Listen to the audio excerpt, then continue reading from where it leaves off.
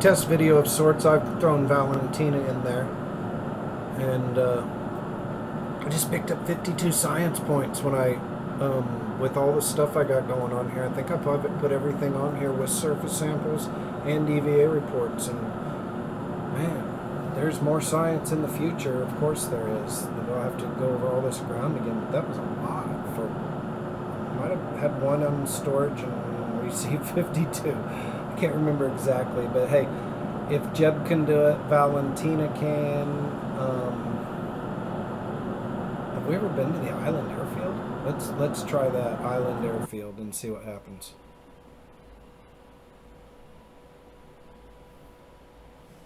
Alright, we've already been here. And that's what's nice about this here and now science.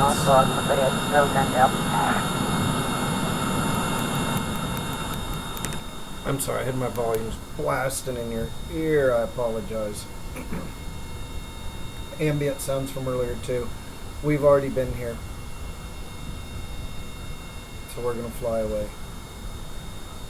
Now, this secret base out here on the island airfield, which isn't so secret, anyone who's paying attention can see it as they're almost doing their first and second rocket launch. And if you're really cool, in the early stages, you'll launch one of them little mini rockets over here and land on it.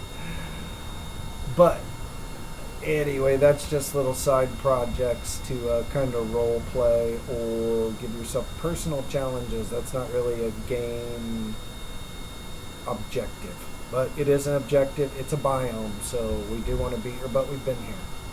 So anyway, we don't need to play around. We're just going to drop the wings down and give it some gas.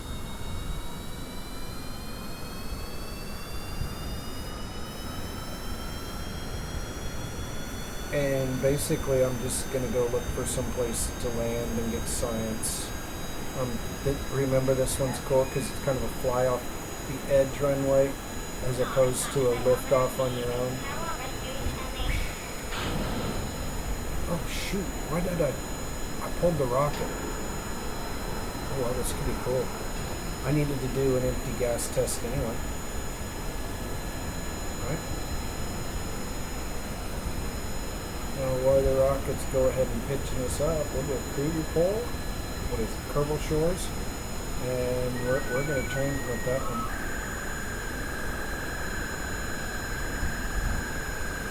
It may not be as much science, but I need a material study over Kerbal water. 17, what the heck?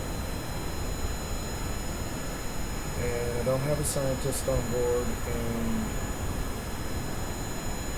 I'm going to go ahead and shut this down before it drains me of everything. It's reduced me to almost... activate. Alright, I had forgotten that this is going to be the glory of it. After this sucks all my fuel out and it says I'm done. Of course I'm going to shut down the engine, but it won't matter because look at this.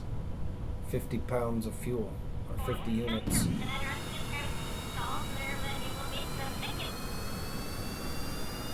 And you saw these engines restart. They tossed some flame out the back. Anyway, we're slowing down too much, so let's go ahead and get our pitch forward. Looks like we've made our nose cone red. That was the update before DLC, but after making history. It was a major update where they changed some things about our rockets. We get more variations on them with shrouds, without shrouds. You can see the pipe. Looks like the artists have been spending time trying to beautify some of the individual mechanical parts of the game. I'll show you. I think I have this one naked. So you can kind of see this little thing here. These tubes here. Not much inside. Like, you should be able to see a hole. And, you know, they're making stuff up, but cool to look at. Little serial numbers. If I had the right angle, I'd show you. But anyway, where's my throttle? Full throttle doing 170. I don't want to do that. That's fast. I'll have to do another Mayday landing. Anyway. What I'm doing here is running a test on empty craft control, meaning I have no gas on lighter, and I got to make sure it can fly empty. And aircraft, when they land, should fly good empty because they're at their destination. They should be empty. And actually, some craft fly really poorly with too much gas in their tanks. So these are like big jumbo, heavy, large cargo aircraft. Anyway, fly like ducks. And I'm talking and not watching my speed, so bad me. Let me get lined up a little better. Oh yeah, let me put 30% throttle on. Anyway, like I said, so they measure how much gas they need to get there, and then they kind of just take that much. Like if it only takes half a tank to get there, then they'll take half a tank plus 10%, to evaluate for an emergency. If there's weather, they might add 20, in case they have to divert. They try to plan all that ahead. Anticipate, mitigate risk. If you saw any of my other videos, we talk about risk mitigation and how we're pretty much doing something dangerous, but if we have our stuff together, then it's every time we do something good, know something right, perform well, practice,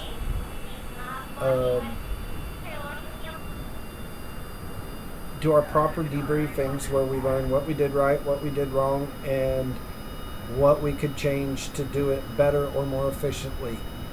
So, all this stuff, and you add the time up, and all of a sudden, this very risky, crazy thing you do, which is called flying an aircraft, all of a sudden becomes less crazy because you're a little better at risk mitigation. Anyway, just be prepared, and you increase your chances of success. What do they say? Luck is where preparation meets perspiration and timing. Some crazy stuff like that. But anyway, that thing really touched down nice light. It's bouncing now. Look at it. Oh, one. Okay, so what I did, and let me put on the brakes now because I've forgotten to let off the gas. So you got to remember to let off the gas and hit the brakes. Hopefully I won't skid out sideways. You get busy talking, doing these real-time demonstrations where you're moving your mouth and you're trying to do the sticks and talk and watch. It's really difficult. It takes a lot of practice. So if you ever get in that demonstration mode, it's not as easy as them guys on the infomercials make it look. And this is a good way to practice. Make some YouTube videos where you're cranking stuff and thinking and watching. So, like I said, I make these videos for me as much as anyone else. I did get a little science here, so I'm going to keep it. But I also achieved another test, which was the empty tank test, which was fairly important to do that. And what I found is I had less trouble with an empty tank, relatively empty airplane on fuel than the full one. The full one, where I was coming in hard, fast, clunky. Remember, that was the last video. I was screaming, "Mayday, Mayday, this is not right. I don't want to die." You didn't see that on this landing. So anyway, I gained better control of the craft, and I've probably made too long of a video. Let's do a time check just so we know. And yes, that's another 9-minute video. So I'm going to post both of them. Watch either one or both. I don't care if you don't. But I make these mostly for myself and relatives that might want to watch me in the future after I die. Who knows? It's a lot of fun for me. I'm passionate about edutainment simulation programming, especially when it has actual realism and not some kind of voodoo magic that's just to make you, the user, feel like you're really cool. That's called a game. This is not a game. It's game-ish, but it's an edutainment simulation program. Real good on the aircraft, but we don't have wind. And it's a Unity environment that's scripted, so we would have to script wind in, and I promise you, it's already convoluted enough. Things probably wouldn't work out right. That's another program, more like a digital combat simulator. That's a really good one. Then you got to fly the high-powered jets with rockets attached to them. Don't forget Realism Overhaul. I still don't think you have wind, but I'd have to look up Realism Overhaul to figure that out for sure. And I'm not sure what those guys are doing with it now, or if it even supports 1.7.2. I'm almost sure it does not. I think it's a 1.6 item. Microsoft Flight Simulator's just crap, even though I heard they're coming up with a new one, but don't trust them, especially in the early phases. Like it's a loss. It's too much of a specialization niche, and they can't make money on it, so their bosses won't even let them do it unless it's supported by another product that just builds their entire reputation. Even Global 11, I mean, I try, but it's like, God, wait for it to go on sale. And I just can't really get any good flight simulators out of a digital combat beta 2. I really like it, but it's too expensive for your hobbyist. No, actually, it's a hobbyist expense. If you're just used to buying something for $20 and kicking around on it till you forget it forever, digital combat simulator is not for you. And if you just want to try out something like that, check out War Thunder. They're in beta, and supposedly they have ground vehicles, air vehicles. Digital combat, as I know now, I don't know if digital combat simulator lets you fly like a B-17, like a flying fortress. I know you can shoot them down if you have the right DLC, but now we're talking like, I was wondering, you had to buy the airplane, you had to buy the World War II environment, you had to buy the ground units, and then you had to buy the mission, which you add it all up, it's like $108. And then just for those things I mentioned. And then you had to have digital combat simulator, which you can get for free sometimes. Watch. Nude. Something will come out. Otherwise, I think it's cheap, like $10 or $12. They're trying to hook you to sell you the whammy. And it's still not what my mind desires. But I like learning vintage aircraft, and they also have the modern aircraft, the jet. The World War I simulator that's free. Rise of Flight. You can get it for free, and some of the DLC is almost next to nothing, although they have so much DLC that you are allowed to spend a lot of money on it. They set it up that way. Like they nickel and dime you 5, 10, 5, 10, 5, 10.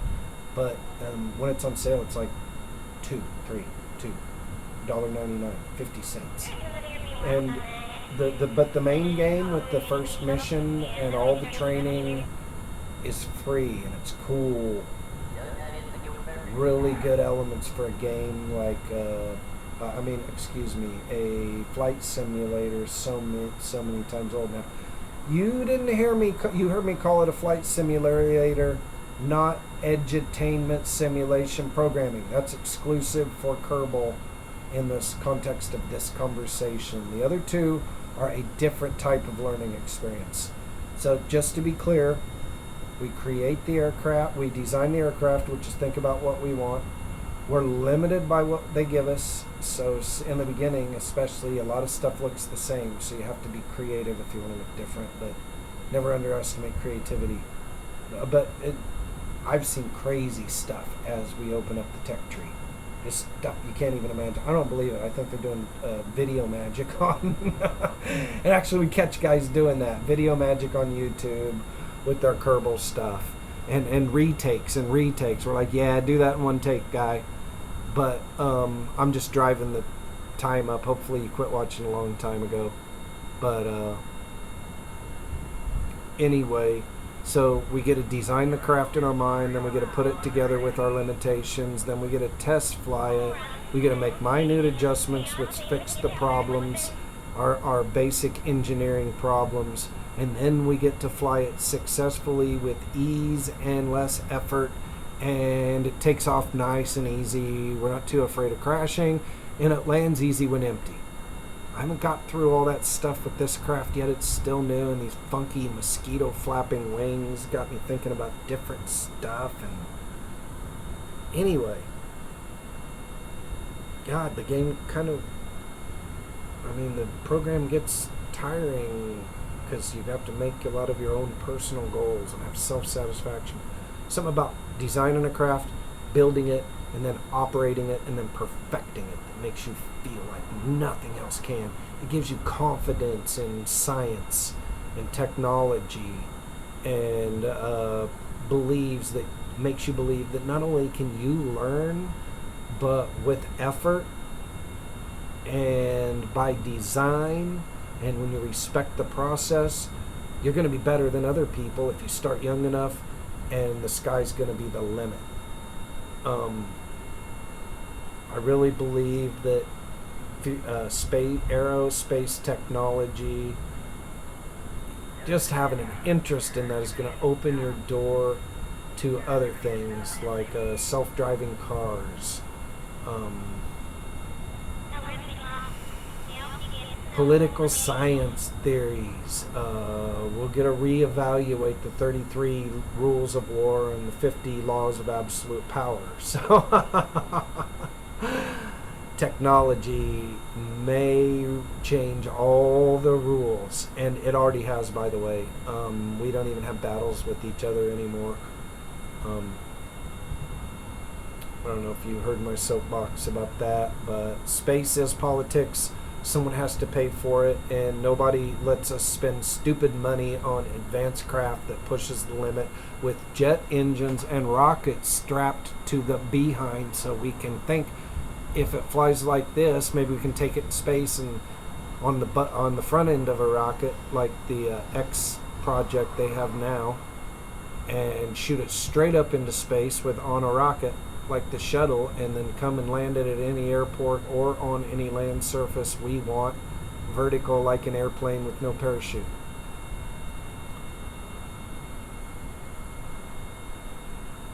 I think it can be done.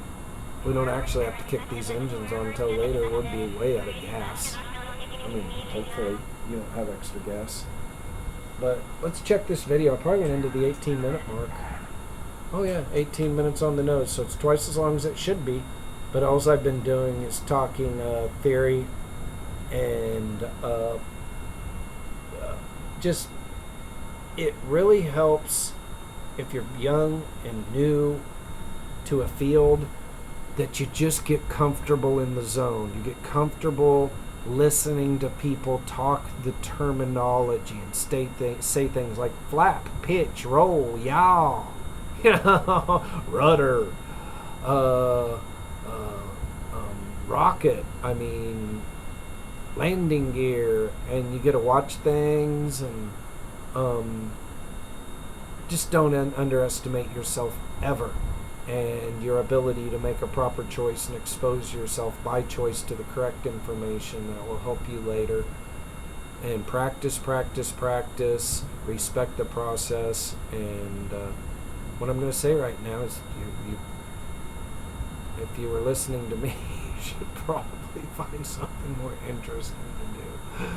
So I'm going to end the video and say thank you for watching, and of course I appreciate everyone who wants to do anything and sees things truthfully in a realistic light. All right, have a great time. I'm going to give this a timestamp of it's a holiday, 6/15, June 15th, 2019. The holiday is a Buddhist holiday, halfway to the moon, and I think in about 8 more days I'd have to look it up on a calendar. Then we will have the first full moon of the year of the Buddha as an ancient tradition, which has changed a little bit now because of the international date being adopted in the 50s. But anyway, doesn't really matter. Full moon's coming up, and it's the first full moon in May is the official one, like Christmas, Easter, and Enlightenment Day all at the same time. And the second moon holiday is I don't want to say anything. Anyway, it's pretty big. It's kind of like you were born, now you're aware, like you're a baby. If you think about it in context of a baby being born, and how much will he progress from the time he pops out of his mom 30 days later. Then we'll have another big one after that, and then we kind of stop having the big ones after 1, 2, 3. The 3's the last one. And then everything else is just kind of like a full moon until we recycle back to the first full moon in May. Anyway, I just looked up, saw the date, making the timestamp, and all of a sudden this information starts flooding my brains and my mouth starts moving. Da-da-da-da. No problem. Made the information just a little bit longer. Space is multicultural diversity. We learned how to radioactivate material and make rockets, and the next thing you know, we have the ability to create endless amounts of electricity almost with nothing. It actually makes itself. Your uranium and plutonium, what happens is it starts, instead of having a half-life, it has like a double life. So when it's called critical, and it starts going boom, boom, boom, boom, boom, and actually if it goes critical, it goes bursts the air, kills everyone within a certain radius, very slow. But it happens in a split second, and then you'll die or get real sick or suffer cancer or something. But it's really cool because politics and all this dangerous stuff gives us the ability to do deep space travel. We're not going to be able to do it with kerosene or hydrogen or even helium, or especially the fuels we have now, LP and